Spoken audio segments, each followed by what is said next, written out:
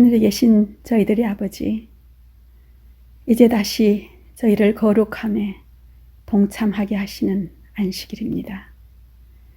아무도 예측지 못했던 팬데믹을 지나면서 우리 인간들이 얼마나 속수무책하고 연약한 존재라는 것을 다시 뼈저리게 느낍니다. 그러나 이 어려운 온역으로부터 우리 믿음의 식구들을 잘 보호해 주신 은혜를 또한 감사드립니다. 이 모든 상황들을 보면서 다시 저희들의 마음을 다잡고 주님께서 이 기간을 통해서 저희들에게 주시고자 하시는 기별과 각자의 깨달음으로 앞으로 다가올 환난을 잘 준비하게 하여 주시옵소서.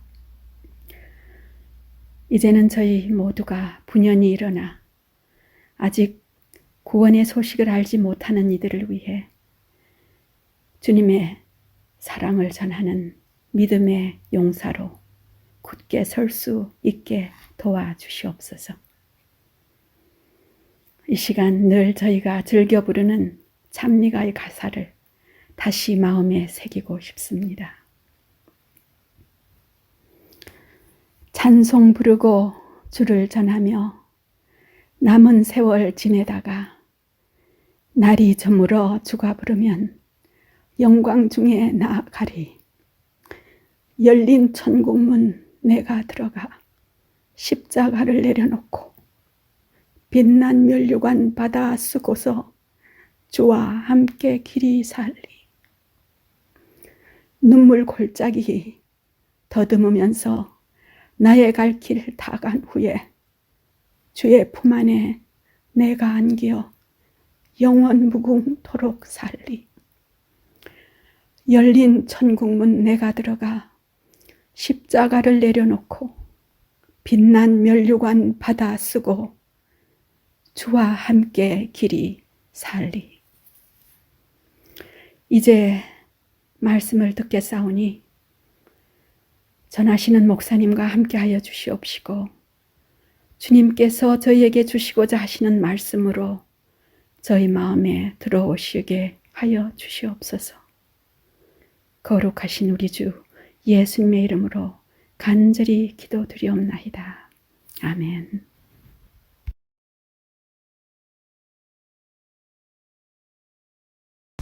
사랑하는 성도 여러분, 오늘은 벌써 2021년 2월 첫째 안식일이 되었습니다. 우리가 이제 대면하여 예배드리지 못한 때도 벌써 1년이 되어 옵니다. 참 우리가 이 난세를 당해서, 지금의 난세 아닙니까? 난세를 당해서 사람들이 성경에 많은 관심이 있는 것을 제가 관찰했습니다. 그래서 특별히 몇몇 분이 욥기에 대해서 관심이 있어서 저에게 욥기에 대한 말씀을 해달라고 요청을 받았습니다. 사실 솔직히 말해서 이거 어려울 때, 자기가 어려운 일을 당할 때 사람들이 욥기를 읽으라고 권하지만 사실은 그것은 좋은 권면이 아닙니다. 왜냐하면 오히려 역효과가 있을 수도 있습니다. 왜냐하면 욥기를 읽다 보면요, 참 여러 가지 잘못된 생각을 가질 수도 있습니다. 어쩌면 하나님은 잔인한 하나님이 아닌가 이런 생각도 주기도 합니다. 또 지루한 감도 줍니다. 그래서 사실은 어떤 분이 어려운 일을 당할 때는 저는 욥기보다도 시편을 읽으라고 권합니다. 왜냐하면 시편은 짤막짤막하고 지금 우리에게 위로되는 말씀들이 많이 있습니다. 그래서 독일의 신학자 중에 디츄리 본회퍼라는 학자가 있었는데, 이분이 나치 때 나치에 대항하다가 순교를 당한 분인데, 이분은 매일 어려움을 당했을 때 시편을 정기적으로 읽고 많은 위로를 받았다고 했습니다. 또 많은 사람들이 욥기는 시련에 대한 책이라고만 생각하는데 사실은 그 이상의 의미가 있습니다. 참 어려운 책이고 아주 학문적으로 문학적으로 잘 쓰여진 책입니다. 저자는 우리가 모세라고 생각합니다. 여기 욥기서에는 저자가 누군지 나오지 않지만 모세가 미디안 광야에서 오히려 창세기 쓰기 이전에 욥기서를 먼저 썼다고 우리는 믿습니다. 그래서 성경에서 제일 처음으로 쓴 책이 욥기서라고 우리가 생각합니다. 욥기 쓴 다음에 그 다음에 창세기를 썼습니다. 제가 욥기를 좀 여러분들이 이해하기 쉽도록 여기 하나의 차트를 만들었습니다. 여기 보시면 욥기의 개요인데 42장까지 있는데 사실 1장과 2장 거기는 서론입니다. 프롤로그라 그러죠. 거기는 처음 시작은 온전한 또 행복한 욥 그것이 나오고 그 다음에 1장 그 6절부터 2장은 그 욥의 시련에 대한 이야기가 나옵니다. 그 다음에 많은 부분이 거의 25장이나 되는 부분이 3장에서 27장까지는 욥과 그 세 친구와의 논쟁이 나옵니다. 그래서 dialogue, dispute 이렇게 말할 수 있습니다. 그래서 굉장히 많은 부분이 이 대화와 논쟁입니다. 그래서 한 친구가 이야기하면 욥이 대답하고 또 다른 친구가 이야기하면 욥이 대답하고 이렇게 계속적으로 나옵니다. 그래서 3차까지 나오는데 3차에서는 그 마지막 그 친구인 소발은 나오지 않고 엘리바스와 빌다 이 두 친구가 이 말하고 대답한 것이 나옵니다. 그 다음에 28장은 굉장히 독특한 장입니다. 지혜에 관한 장입니다. 그래서 막간 또는 중간이라고 우리가 말할 수 있습니다. 28장. 그 28장은 누가 썼는지 그 의문이 되는 장입니다. 그 다음에 29장에서부터 41장까지는 모놀로 그래가지고 독백들이 나옵니다.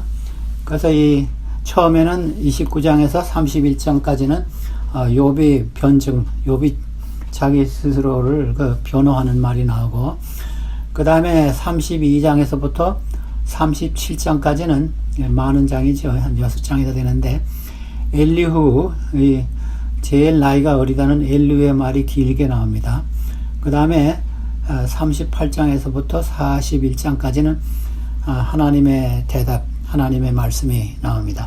그 다음에 42장은 결론이 나옵니다. 욥의 회개와 또 하나님의 판결, 그 다음에 욥의 회복.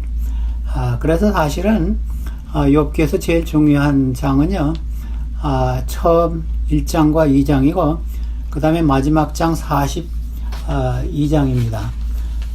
제가 오늘 욥기를 이제 대강 이제 여러분들에게 설명을 드리겠는데 광범위하게 하겠습니다. 오늘 설교는 좀 광범위한 설교입니다. 1장과 2장에서 제가 많이 찾고 그 다음에 마지막 42장에서 성경절들을 찾겠습니다. 욥기 1장 1절에 보면요, 우스 땅에 욥이라 불리우는 사람이 있었는데 그 사람은 온전하고 정직하여 하나님을 경외하며 악에서 떠난 자더라 그랬습니다. 이 말씀이 시작하는 말씀인데 여기 사실 이렇게 완전한 사람이 어디 있겠습니까? 근데 이 우수라는 말은 성경에 한 2번 나오는데 에레미야 애가 4장에 보면요, 우수가 그 에돔에 있는 지방으로 우리가 알 수 있습니다. 에레미야 애가 4장 21절에 보면 우수 땅에 사는 딸 에돔아 즐거워하며 기뻐하라. 자니 내게도 이를지니 내가 취하여 벌거벗으리라 그랬습니다. 그래서 에돔 에서의 후손인 에돔 땅에 우수라는 지방이 있었던 것 같습니다. 그래서 이 욥이 오히려 이스라엘 혈통이 아니고 그 에돔의 후손인 것 같습니다. 근데 여기 4가지 그 욥의 특징이 나오죠. 온전하고 정직하며 하나님을 경외하며 악에서 떠난 자라. 이 이상 더 좋은 평가가 어디 있겠습니까? 근데 이 온전하다라는 말은 히브리 말의 탐인데 완전하다, 흠이 없다. 근데 성경에 온전하다는 사람이 몇 명이 나옵니다. 근데 여러분들이 노아도 창세기 6장 9절을 보면 당대의 의인이요 완전한 자라 그랬어요. 또 아브라함도 더 완전한 자라 그랬습니다. 그런데 신기하게도 여러분들이 이 다윗은 참 잘못이 많은 사람인데 다윗도 열왕기상 14장 8절에 보면요 그 온전한 사람이라 그랬어요. 14장 8절에 봅시다. 나라를 다윗의 집에서 찢어내어 내게 주었거늘 너는 내 종 다윗이 내게 명령을 지켜 전심으로 나를 따르며 나 보기에 정직한 일만 행하였음과 같이 아니하고. 그래서 다윗 후대의 왕에게 이런 말씀을 했습니다. 하나님께서. 그래서 다윗도 여기 보면 정직한 일만 행했다 그랬어요. 그래서 완전한 사람 같이 성경에 나옵니다. 근데 왜 그랬을까요? 하나님께서는 회개한 사람들의 그 회개를 잊어버린다 그랬습니다. 그래서 아마 다윗의 그 많은 잘못들을 생각하지 아니하시고 다윗도 완전한 사람이라 이렇게 성경에 나옵니다. 굉장히 위로가 되는 말씀이죠. 그래서 제가 이것을 생각하면서 신약에 사도 바울이 이런 말을 했더라고요. 골로새 1장 28절입니다. 우리가 그를 전파하여 예수님을 전파하였죠. 골로새 1장 28절 우리가 그를 전파하여 각 사람을 권하고 모든 지혜로 각 사람을 가르치면 각 사람을 그리스도 안에서 완전한 자로 세우려 함이니 그랬습니다. 여기 그리스도 안에서 완전한 자라 그랬습니다. 근데 이 NIV는 fully mature in Christ 그랬는데 그 킹 제임스에는 perfect in Christ 그랬습니다. 그래서 우리가 그리스도 안에서 하나님께서 우리를 완전한 사람으로 보신다 그런 의미가 되겠습니다. 그래서 이제 우리가 흠이 있지만은 또 잘못이 있지만 우리가 회개하고 하나님께 자백하고 하면 하나님께서 우리 죄를 깨끗이 씻어주시고 우리를 그리스도 안에서 완전한 사람으로 보시지 않나 이렇게 여러분들에게 말할 수 있습니다. 근데 그 욥의 특징 중에 하나가 그 욥기 1장 5절에 보면요, 그 자녀를 위한 그 기도입니다. 이제 욥의 자녀들이 아마 요새 현대 청년들 같이 아마 파티를 좋아한 것 같아요. 여기 보면요, 욥기 1장 5절에 보면 그들이 차례대로 욥의 자녀들이 잔치를 끝내면 욥이 그들을 불러다가 성결케 하되 아침에 일어나서 그들의 명수대로 번제를 드렸으니 이는 욥이 말하기를 혹시 내 아들들이 죄를 범하여 마음으로 하나님을 욕되게 하였을까 함이라. 욥의 행위가 항상 이러하였더라 그랬습니다. 그래서 이 욥의 습관이라고 우리가 말할 수 있죠. 행위가 영어로는 여기 regular custom 그랬습니다. 욥이 자녀들을 위해서 기도하는 것은 아주 습관이었다 그랬습니다. 우리가 우리의 자녀들 또 손자 손녀들 위해서 우리가 저들이 하나님 앞에 올바른 생애를 살도록 이렇게 욥과 같이 기도하는 부모들이 되어야 되겠습니다. 그래서 저들이 혹시 마음으로 하나님을 욕되게 할까 그런 우려심에서 저들을 위해서 항상 기도했다 그랬습니다. 이제 그 후에 이제 욥이 그 시련이 나오는데 이렇게 시작합니다. 욥기 1장 8절에 보면요, 하나님께서 이런 말씀을 했습니다. 그때 아마 하늘에서 우주 총회가 있었던 것 같습니다. 그래서 이 지구의 대표로 사단이 그 총회에 참석했습니다. 그래서 하나님께서 욥기 1장 8절을 보면 여호와께서 사단에게 이르시되 내가 내 종 욥을 주의하여 보았느냐. 그와 같이 온전하고 정직하여 하나님을 경외하고 악에서 떠난 자는 세상에 없느니라. 그래서 그 1장 1절의 말씀과 똑같은 그 네 가지 특징을 사단에게 얘기했습니다. 욥과 같이 그래서 내 종 욥이라 그랬습니다. 온전하고 정직하고 하나님을 경외하고 악에서 떠난 자는 없다. 이렇게 자랑스럽게 욥에 대해서 사단에게 얘기했습니다. 이런 생각을 좀 해봤습니다. 우리 하나님께서 우리 하나님의 자녀들, 우리 성도들을 볼 때 어디 지방에 사는 내 종 누구누구를 보았느냐. 아마 자랑스러운 부모같이 자녀를 자랑하고 싶어서 부모들이 그런 일을 하지요. 우리 자녀들은 어떻다, 착하다, 뭐 공부 잘한다.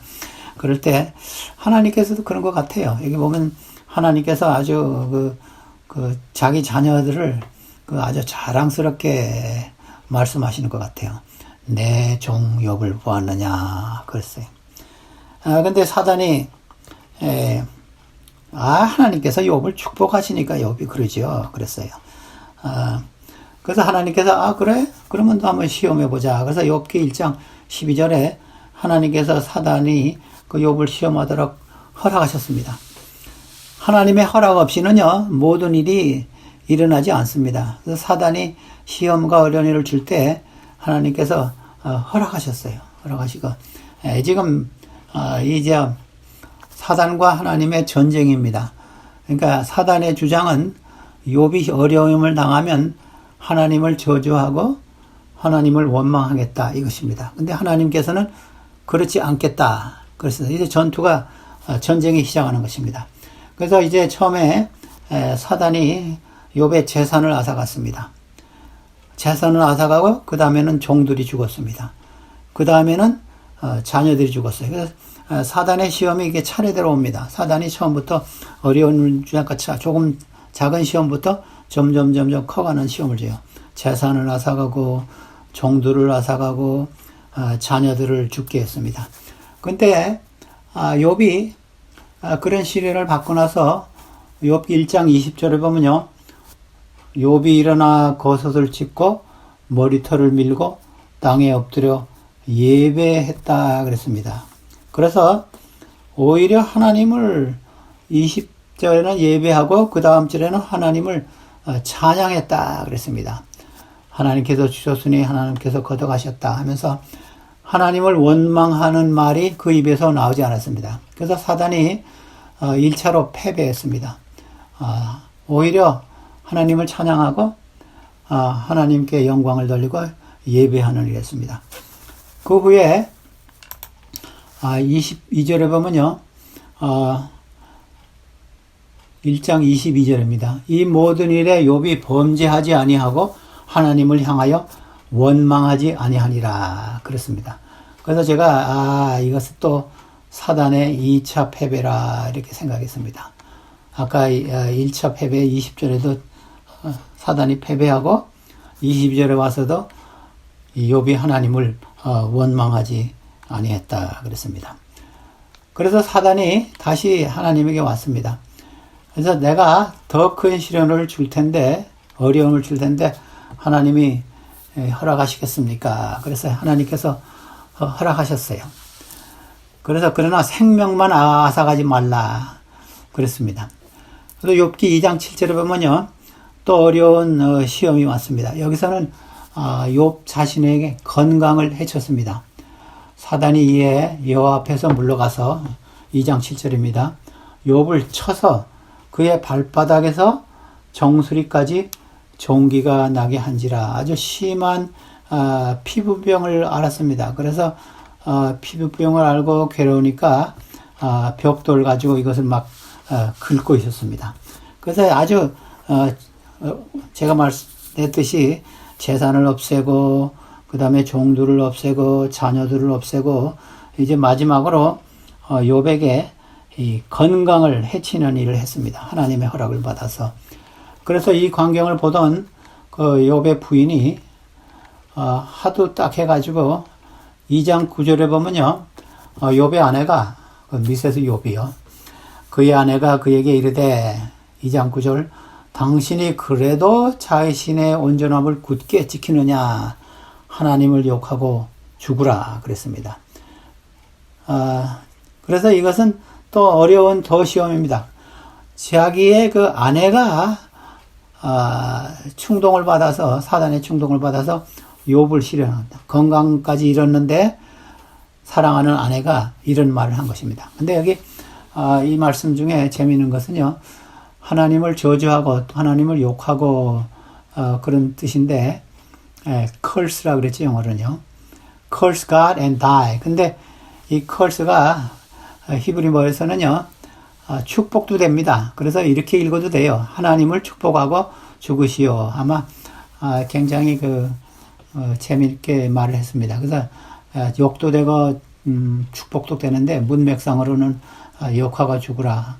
아마 축복하고 죽으라 그렇게도 말할 수 있었습니다. 그래서 이 가장 가까운 자기 아내가 그런 말을 했습니다. 이 말을 듣고 그 욥이 이런 말을 했습니다. 그 다음 절에 보면요. 2장 10절에 보면요. 그가 이르되 욥이 이르되 그대의 말이 한 어리석은 여자의 말과 같도다. 우리가 하나님께 복을 받았은즉 화도 받지 아니하겠느냐 하고 이 모든 일에 욥이 입술로 범죄하지 아니하랴 그랬습니다. 그래서 3차로 자기 부인이 유혹을 하더라도 하나님을 저주하지 않고 여기 범죄하지 아니하였다 그랬습니다. 그래서 3차로 사단이 패배하고 하나님이 승리하셨습니다. 그 다음에 11절부터 13절까지는 세 친구들이 찾아와서 욥과 같이 한 주일 동안 아주 너무 이 욥의 고통이 어려움이 심하기 때문에 아무 말도 하지 않고 앉아 있었다 그랬습니다. 그런데 그 3장에 들어가서 딱 보면요. 이제 욥의 이제 말이 시작됩니다. 제가 말했듯이 3장부터 27절까지는 욥과 그 친구들의 논쟁이 나온다 그랬죠. 다이얼로그. 근데 제일 처음에 욥이 한 말이 그 후에 욥이 입을 열어 자기의 생일을 저주하니라 그랬습니다. 그래서 내가 나지 않았다면 좋았을 것이라. 근데 예레미야, 여러분들이 눈물의 선지자 예레미야도 아시죠? 그 예레미야도 자기의 생일을 저주했어요. 예레미야 20장 14절에 보면요. 내 생일이 저주를 받았다면 나의 어머니가 나를 낳던 날이 복이 없었다면 하면서 자기가 세상에 태어난 것을 아주 한탄했습니다. 저는 욥이 이 말을 한 것은 굉장히 이해할 만한 말입니다. 그러나 하나님의 승리가 선언됐습니다. 왜냐하면 하나님을 저주하지 않고 자기의 생일을 저주했습니다. 지금 욥과 이 욥을 놓고 하나님과 이 사단의 투쟁에서 지금 이게 아주 쟁점입니다. 욥의 입에서 하나님을 저주하는 말이 나오지 않나 이것을 지금 하는데 여기서도 자기 생일을 저주하고 자기 하나님을 원망하거나 저주하지 않았습니다. 그래서 저는 이 말씀을 보고 여기서도 욥이 이겼기 때문에 사단이 패배하고 하나님이 승리하셨다. 그래서 4차의 하나님의 승리와 사단의 패배가 나옵니다. 그래서 1장에서 지금 1장과 2장에서 욥의 가장 중요한 주제는요. 사단과 하나님의 투쟁에서 사단의 패배와 하나님의 승리입니다. 이것이 욥의 아주 굉장히 중요한 주제의 하나입니다. 제가 말했듯이 욥이 성경에서 처음으로 쓰여진 책입니다. 그래서 성경에 처음으로 쓰여진 책에 시작할 때 벌써 사단의 패배를 지금 인정하는 겁니다. 하나님께서 승리하시고 사단은 패배했다. 이것이 욥기 1장 2절의 큰 주제입니다. 그 다음에 3장부터 27장까지 많은 이 25장이나 되는 부분이 대화입니다. 욥과 그 세 친구와의 대화와 논쟁입니다. 근데 이 부분이 좀 지루해요. 근데 욥기의 그 반 이상이 이 부분인데 우리가 여기서 좀 몇 가지 배울 교훈들이 있습니다. 그 교훈들이 뭐냐 하면요, 이 욥의 친구들의 그 전체적인 그 신학이 틀렸습니다. 지금 이 세 친구의 주장이 이것입니다. 욥에게 잘못이 있기 때문에 내가 지금 하나님께로 벌을 받는 것이다. 그래서 회개하라. 회개하면 잘 될 것이다. 이렇게 이 세 친구들이 지금 많이 주장합니다. 그래서 엘리바스와 빌닷과 이 소발이라는 세 친구인데, 근데 그러면 이 세 친구들이 말하는 말이 다 성서적이 아니냐? 그건 아닙니다. 다시 말하면 전체적인 신학은 틀렸지만 어쩌면 이 사람들이 한 말 자체는 옳은 말들이 많이 있어요. 제가 예를 하나 들까요? 이제 뭐 많은 예를 들 수 없지만 한 사람 한 사람의 예를 들겠어요. 엘리바스의 예를 제가요, 욥기 5장 17절에서 제가 찾았습니다. 봅시다. 여기 보면요, 엘리바스가 제일 처음으로 제일 나이가 많은 것 같아요. 그 친구들 중에.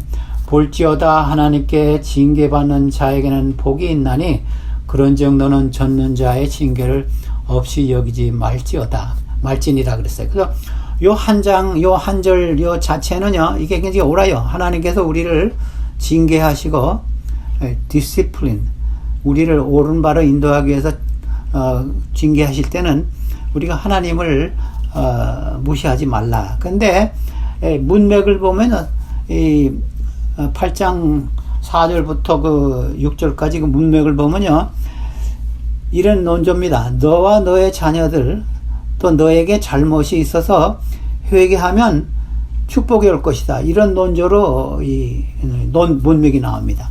그래서 이 전체적인 문맥상으로는 그 엘리바스의 신학은 틀렸지만 이 말 자체는 5장 17절 말 자체는 아주 옳은 말이에요. 그 다음에 빌닷의 예를 하나 들을까요? 빌닷도 아마 유명한 말을 했습니다.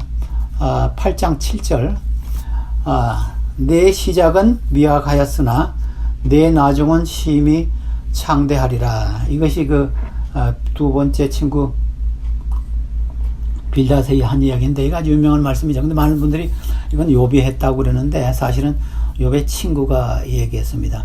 이 말도 요 말 자체는 좋아요. 목사님들이 사업장에 가서 교회에서 꽃을 하나 사들고 가서 이 말씀을 꼭 하는데, 근데 문맥으로 보면요, 그 전절을 이렇게 보니까 빌닷의 말도 네가 좀 잘못이 있다 이겁니다. 잘못이 있어서 그것을 회개하고 바로 고치면 처음에는 너희가 미약하지만 나중에는 하나님께서 많은 축복을 주어서 내가 창대하고 흥왕하리라. 이런 논조입니다.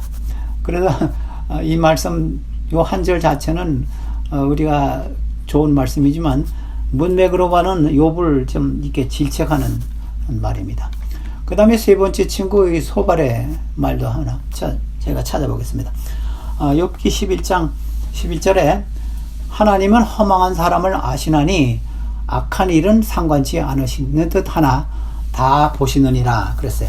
그래서 요 말씀만 보면요, 그 하나님은 우리의 행동, 우리가 어떻게 하는 것, 이거 다 보신다. 그래서 우리가 참 조심해야 된다. 그런 의미인데, 여기서도 지금 이렇게 말하는 겁니다. 이 말 속에 욥이 속이는 일과 악한 일을 하고 있는데, 그래서 지금 재난이 오는 것이다. 하나님께서 다 보시기 때문에 너의 과거가 행실이 좋지 않기 때문에 지금 이런 재난이 당한다. 그런 논조로 이야기하는 것입니다. 그다음 두 번째로 우리가 배울 것은요, 이겁니다. 이 논쟁시를 가만 보면요, 이 친구가 이야기하고 욥이 대답하고, 또 다른 친구가 이야기하고 욥이 대답하고, 또 셋째 친구가 이야기하고 욥이 대답하고, 이렇게 말했는데, 우리가 어떤 때는 신학적인 논쟁이나 토론할 때 이런 방법을 쓰는 게 좋습니다. 한 사람이 이야기하면 끝나기도 전에 막 이야기하고 서로 말다툼하고 하면요, 별로 아름답지 않아요. 제가 어떤 다른 교우들하고 좀 신학적인 논쟁을 할 때 제가 이런 원칙을 제시했어요. 우리 당신네들이 얘기할 때는 제가 조용히 하고 그 다음에 당신의 이야기가 끝난 다음에 제가 이야기할 때 당신들은 좀 조용히 계세요. 노트는 해도 좋습니다. 그러니까 아주 좀 잘 논쟁이 끝났습니다. 그래서 참 그런 방법이 좋은 것 같아요. 막 욥이 이야기할 때 엘리바스가 이야기하지 않고 엘리바스가 이야기할 땐 욥은 조용히 있었습니다. 그 다음에 또 한 가지 배울 교훈은 이겁니다. 우리가 다른 사람의 재난이나 다른 사람의 어려움, 또 혹시 잘 되는 일도 우리가 그것을 해석하려고 들지 말아야 합니다. 뭐 잘 되는 일도 그렇지만 특별히 안 되는 일이 생길 때, 이것은 당신의 무슨 잘못이 있지 않습니까? 무슨 어떤 분들은 전생에 죄가 있지 않습니까? 이렇게도 말씀하는 분도, 생각하는 분도 있고 말씀하는데, 그건 우리가 절대로 그렇게 하지 말라는 뜻입니다. 왜냐하면 이 세 친구는요, 지금 하늘에서 이 전쟁이 일어나는 것을 전혀 모르고 자기는 아름다워 자기 신학을 지금 전개하는 것입니다. 그래서 다른 사람의 재난을 해석하지 말고 판단하지 말아요. 그 판단하는 일은 하나님께 속한 것입니다. 그래서 이런 일이 계속하기 때문에 욥이 하도 답답해서 이런 말을 했습니다. 욥기 16장 1절과 2절에 보면요, 욥이 대답하여 이르되 이런 말은 내가 많이 들었나니 너희는 다 재난을 주는 위로자들이구나 그랬습니다. 우리말에는 재난을 주는 위로자들이라 그랬는데 영어에는요, miserable comforter 그랬습니다. 아주 비참한, 나를 괴롭게 하는 위로자들이구나 그런 말을 했습니다. 그래서 우리가 참 어려움을 당할 때, 특별히 상을 당한 사람들, 이런 사람들에게는 우리가 말을 참 조심해야 합니다. 오히려 그 사람들을 상처를 주는 말을 하기가 쉬워요. 그래서 이 세 친구가요, 욥에게 가장 큰 위로를 주었을 때는 아까 2장 제일 마지막에 세 친구가 찾아와서 2장 13절이죠.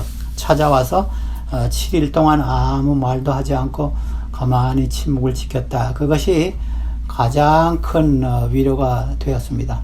함께 있어주는 것. 말을 하려면요, 말을 아주 조심해서 해야 돼요. 아마 이렇게 하면 좋겠어요. 제가 형제 자매의 어려움을 위해서 기도합니다. 제가 동참하고 싶지만은 지금 괴로운 심정을 다 제가 이해할 수 없습니다. 이 정도로 끝내야지 다른 말을 많이 하다가 그 사람을 오히려 더 상처를 주는 말을 할 수가 있습니다. 그 다음에 제가 아까도 얘기했듯이 욥기 28장은요, 지혜장인데 이 장은 참 신기해요. 그래서 인터루드라 그랬는데 막간, 중간 이렇게 설명을 했는데 전혀 내용과 상관이 없는 말씀이 28장에 있습니다. 금광을 캐는 이야기, 금과원을 캐는 이야기 나오고 제일 마지막에 이것으로 끝납니다. 또 사람에게 말씀하셨도다. 보라, 28장 28절이죠. 주를 경외함이 지혜요, 악을 떠남이 명철이니라. 근데 이것은 28장은 누가 썼을까 말했을까 하는 논쟁들이 있는데 욥이 한 말입니까? 아니면 저는 하나님께서 하신 것 같아요. 왜냐하면 지금 아까 욥기 1장에도 네 가지 욥의 특징이 나왔지 않습니까? 그 중에도 두 가지가 여기 있습니다. 주를 경외함이 지혜요, 악을 떠남이 명철이니라. 그래서 지금 하나님께서 이런 말씀을 하시는 것 같아요. 1장 1절과 1장 8절에 네 가지 특징 중에 두 가지가 여기 나오는데, 주를 경외하고 악을 떠남이 지혜와 명철이니라. 지금 하나님께서 이렇게 말씀하시는 것 같아요. 욥의 세 친구보다 욥이 지혜 있고 명철 있는 자들이라. 너희들은 너무 왈가왈부하지 말라. 욥이 참 지혜 있는 사람이다. 왜냐하면 욥은 하나님을 경외하고 악에서 떠난 사람이다. 이런 말씀을 지금 하나님께서 하시는 것 같습니다. 그 다음에 그 다음 부분은요, 제가 말했듯이 그 독백들입니다. 모놀로그. 첫 부분은 29장에서부터 31절까지는 욥의 변증입니다. 근데 석장인데 욥이 자신의 깨끗함을 굉장히 강조했습니다. 31장 1절에 보니까 내가 내 눈과 약속하였나니 내가 어찌 처녀에게 주목하랴. 여러분 이 말씀을 읽으면서 무슨 생각나는 말씀이 있어요? 마태복음 5장에 있는 그 산산설교 25장 27절부터 32절까지는 예수님께서 간음에 대해서 산산설교하셨죠. 그래서 음욕을 품고 여자를 보는 사람은 간음했다. 그런 말씀이 벌써 구약에 나옵니다. 욥이 그랬어요. 나는 여자를 보고 내가 간음하는 마음으로 여자를 쳐다보지 않았다. 그 자기애가 아직 결백함을 얘기했습니다. 그 다음에 그 변증 중에 하나가 이 욥의 말에는 자기를 이제 변증하는 말이 많이 있습니다. 특별히 18절에 보니까 고아와 이 과부를 잘 돌보았다는 말이 나옵니다. 실상은 내가 젊었을 때부터 고아 길을 그의 아버지처럼 하였으며 내가 어렸을 때부터 과부를 인도하였노라. 그래서 내가 고아와 과부도 잘 돌보았다. 이런 참 자신의 결백함을 증명했습니다. 그리고 그 다음에 엘리후의 말이 나옵니다. 엘리후의. 근데 엘리후가 굉장히 긴 말을 했는데 아주 여러 장을 거쳐서 엘리후가 말을 했는데 엘리후의 말을 처음에 들으면 이 서론이 굉장히 길어요. 자기가 나이가 어린데 하면서 서론을 길게 한 다음에 근데 제가 이 엘리후에 하는 말을 6장이나 되는데 나중에 42장에 보면요. 하나님께서 엘리후의 말을 그렇게 침묵하고 계셨어요. 다른 세 친구는 하나님께서 회개하라고 촉구했지만 엘리후는 말씀하시지 않았어요. 그래서 왜 그랬을까 그런 의아한 생각을 좀 했습니다. 근데 36장 22절에 보면요. 엘리후가 한 말 중에 이런 말이 있습니다. 하나님은 그의 권능으로 높이 계시나니 누가 그같이 교훈을 베풀겠느냐. 지금 엘리후의 그 주된 논쟁 중에 하나가 하나님께서 이 욥에게 어려운 시련을 주는 것은요. 교훈하기 위해서 주시는 것이다. 그런 말씀이 여러 군데 있더라고요. 36장 10절에도 나오고. 그래서 하나님께서 지금 너를 교훈하고 있다. 뉴 킹 제임스 버전은 Who teaches like him 그랬습니다. 누가 하나님같이 우리를 훈련시키겠느냐, 교훈하겠느냐. 하나님은 우리를 잘 단련시키는 분이시다. 이것이 그 엘리후의 주장입니다. 그 다음에 두 번째 그 엘리후가 많은 말을 한 것은요, 이 창조에 대한 이야기를 많이 했어요.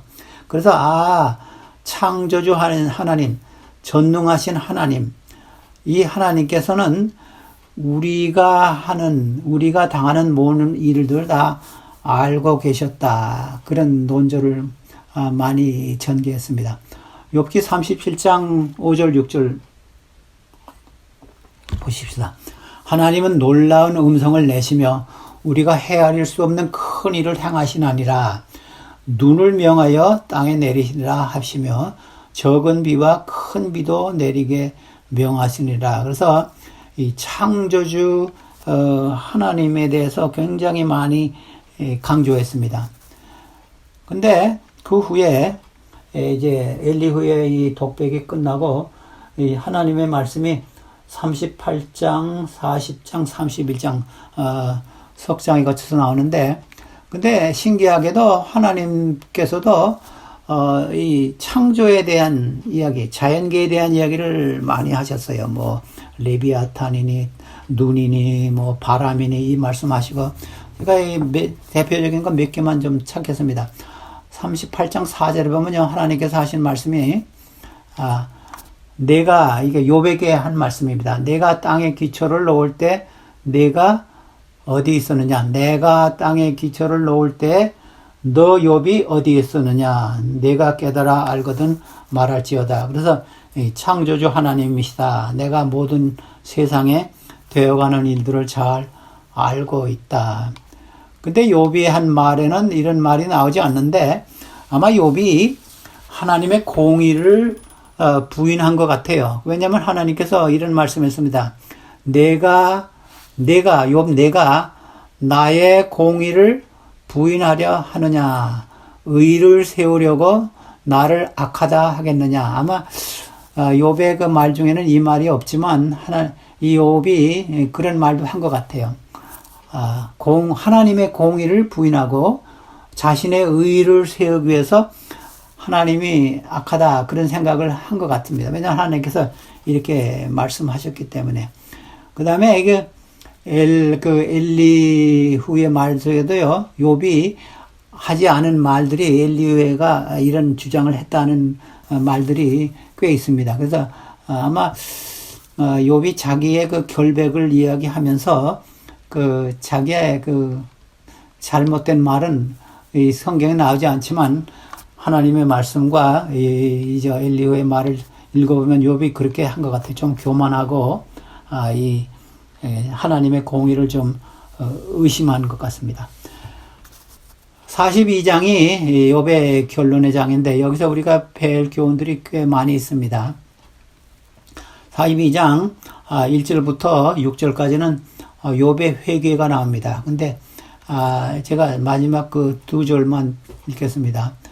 욥이 그 회개하는 그 말인데 내가 죽게 대하여 42장 5절과 6절입니다. 내가 죽게 대하여 귀로만 듣기만 하였사오나 이제는 눈으로 주를 배움나이다. 그러므로 내가 스스로 거두어 드리고 티끌과 재 가운데서 회개하나이다. 그래서 아주 심히 통곡하는 그 표현을 했습니다. 티끌과 재 가운데서. 그래서 욥이 그 전에는 하나님을 귀로만 아마 건성으로 제대로 알지 못해서 하나님에 대해서 제대로 알지 못해서 조금 교만은 내가 이 정도면 되겠지. 내가 이렇게 과부를 돌보고 고아를 돌보고 여자를 보고도 음욕을 품지 않고 이 정도면 내가 참 의로운 사람이겠지. 아마 그런 생각을 했는 것 같아요. 근데 그 후에 하나님께서 나타나셔서 말씀하시고 하나님께서 교훈하신다면은 내가 이제는 눈으로 하나님을 보니까 내가 참 죄인인 것을 깨달았다. 이런 말씀입니다. 근데 성경에 보면요. 하나님을 만난 사람들은 참 아주 겸손해지는 것을 제가 많이 발견했습니다. 모세도 그렇고, 모세도 하나님을 만난 다음에 내가 지도자 자격이 없습니다 하면서 아주 주저했습니다. 기드온도 그랬어요. 기드온의 아버지죠. 기드온의 아버지도 하나님을 봤을 때, 우리는 죽게 됐다. 왜냐하면 하나님을 보았기 때문에. 이사야도 그랬어요. 이사야도 하나님을 본 다음에는, 만난 다음에는요, 나는 입술이 부족한 자라 하면서 아주 겸손해졌습니다. 근데 에스겔도 그랬어요. 에스겔도 그 하나님을 만난 다음에 에스겔 1장 28절을 보면요. 그 사방 광채의 모양은 에스겔 1장 28절입니다. 그 사방 광채의 모양은 비 오는 날 구름에 있는 무지개 같으니 이는 여호와의 영광의 형상의 모양이라. 내가 보고 엎드려 말씀하시는 이의 음성을 들으라. 여기 하나님을 만난 다음에 어떻게 됐어요? 엎드려 그랬습니다. 하나님 앞에 납작 엎드렸습니다. 아주 겸손해졌어요. 여러분들이 하나님을 만난 사람들의 그 모습을 보세요. 다니엘도 그렇고 모세도 그렇고 그 다음에 기드온의 아버지도 그렇고 이사야도 그렇고 에스겔도 그랬습니다. 그 다음에 사도 요한도 그랬어요. 사도 요한도 계시록 1장 17절에 보면요. 여기서는 요한이 예수님을 봤을 때요. 내가 볼 때에 그의 발 앞에 엎드려져 이게 예수님의 발 앞에 엎드려져 죽은 자 같이 되매 그가 오른손을 내게 얹고 이르시되 두려워하지 말라. 나는 처음이요 마지막이니 그랬습니다. 그래서 요한도 예수님을 봤을 때 죽은 자 같이 엎드러졌다 그랬습니다. 여러분, 그래서 욥이 하나님을 피상적으로 할 때는 그야 내가 그래도 의로운 사람이라 생각했는데 하나님을 만난 후에는요, 정말로 이 참회의 그 기도를 했다고 했습니다. 티끌과 재 가운데서 통곡하면서 회개했습니다.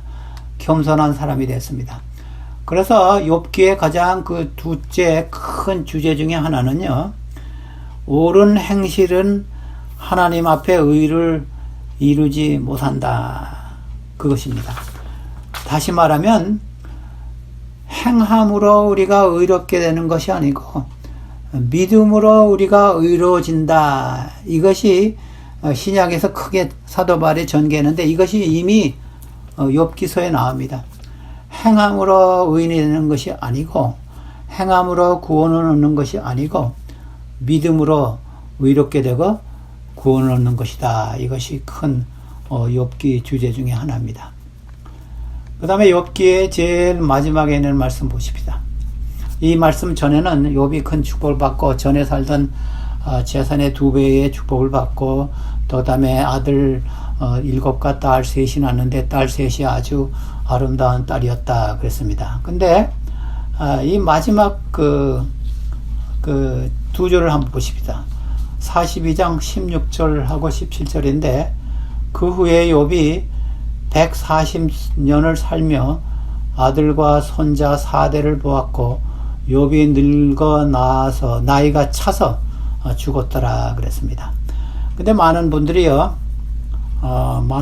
이런 말을 했습니다. 욥의 생애는 굉장히 해피엔딩이다. 그런데 저는 그렇게 생각하지 않아요. 이 마지막에 보면요, 마지막 말이 뭡니까?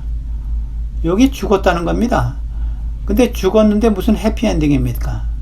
사실 욥기서가 이제 진짜 이 참 아름다운 종말을 맺으려면요, 욥의 죽었던 아들과 딸들이 살아나는 것입니다.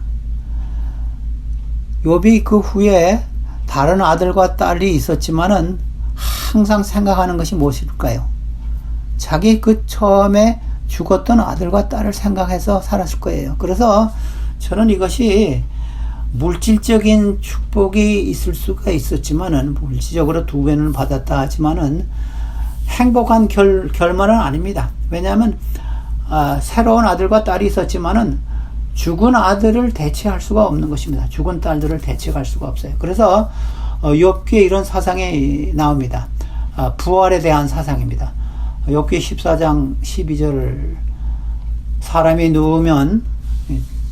잠을 자면 누우면 다시 일어나지 못하고 죽는 것을 말하는 거지요. 욥기 14장 12절입니다. 사람이 누우면 다시 일어나지 못하고 하늘이 없어지기까지는 눈을 뜨지 못하고 잠을 깨지 못하느니라 그랬습니다. 그 사람이 죽으면 잠자는 것 같이 있다가 하늘이 없어지는 것은 재림이죠. 부활의 날이죠. 부활의 날에 다시 눈을 뜨겠다, 그런 말씀입니다. 그 다음에 더 유명한 말씀이 있죠. 여러분들이 잘 아시는 말씀인데 욥기 19장 25절 26절인데 제가 킹제임스 한글 번역으로 읽겠습니다. 영어도 킹제임스 인용하겠습니다. 내 구속자께서 살아계시는 것을 내가 아노니, 욥기 19장 25절 26절입니다. 내 구속자께서 살아계시는 것을 내가 아노니 마지막 날에 그분께서 땅 위에 서리라. 26절에 내 살갗에 벌레들이 이 몸을 멸할지라도 내가 여전히 내 육체 안에서 하나님을 보리라. 그러면서 그 전후에 보면요, 눈으로 하나님을 똑똑히 보리라, 그런 말씀이 나옵니다. 그래서 여기 내가 육체 안에서 그랬습니다. 근데 이 말은 히브리만의 그 민이라는 전치사를 쓰는데 육체를 가지고 민살이 그랬는데 킹제임스는 좀 제대로 했습니다. In my flesh 그랬어요. 그래서 그 민이란 말이 인이라도 되고 안에도 되고 그 다음에 from 그런 뜻도 됩니다. 그래서 내 육체를 가지고 하나님을 똑똑히 보겠다. 그래서 욥기의 큰 주제 중에 하나가 이 부활의 사상입니다. 우리가 죽은 후에도 하나님 예수님을 잘 믿고 죽은 후에 예수님께서 다시 오실 때 부활의 날에 우리가 부활하겠다. 이것이 큰 주제 중에 하나입니다. 또 물론 욥의 고난과 인내와 믿음도 우리에게 큰 교훈이 됩니다. 욥기 23장 10절에 욥이 이런 말씀입니다. 욥기 23장 10절에 그러나 내가 가는 길을 그가 아시나니 그가 나를 단련하신 후에는 내가 순금같이 되어 나으리라. 욥의 아주 인내와 믿음과 신념이 나옵니다. 하나님께서 내가 가는 길을 아신다 그랬습니다. 확신이 있습니다. 나를 단련하신 후에는 내가 순금같이 정금같이 내가 되겠다. 그래서 아주 욥의 신념이 나옵니다.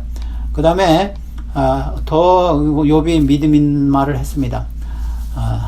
욥기 13장 15절에 여기도 킹 제임스 번역이 잘 되어 있습니다. 그분께서 나를 죽이실지라도 나는 그분을 신뢰할 것이요 오직 나는 그분 앞에서 내 자신의 길들을 유지하리라. 내가 하나님께서 나를 죽는 데까지 인도하실지라도 나는 그분을 계속 신뢰하겠습니다. 얼마나 훌륭한 믿음입니까? 제가 요약해서 욥기서의 주제들을 몇 가지를 여러분들에게 말씀드렸습니다. 제일 큰 주제는 하나님과 사단의 전쟁에서 하나님의 승리, 하나님의 완전한 승리, 또 우리가 믿음으로 의롭게 된다는 사상이 욥기에 나오고, 그 다음에 부활의 소망이 크게 욥기서에 나오고, 그 다음에 곤난을 통한 욥의 인내와 믿음에 대한 것이 여기 나옵니다. 사랑하는 성도 여러분, 욥기서를 여러분들이 읽으실 때 이 점을 잘 기억하셔서 하나님께 영광을 돌리시고, 이런 훌륭한 책을 성경 처음에 주신 것에 대해서 감사하는 우리 성도 여러분 되시기를 간절히 바라는 바입니다.